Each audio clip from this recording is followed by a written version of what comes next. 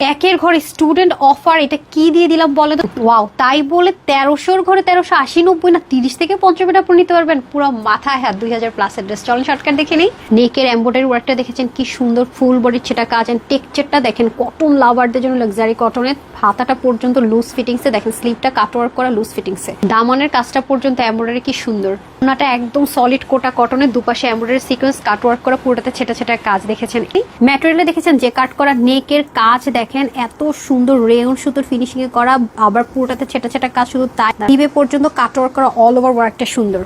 দামানেও দেখেন কি সুন্দর কাজ।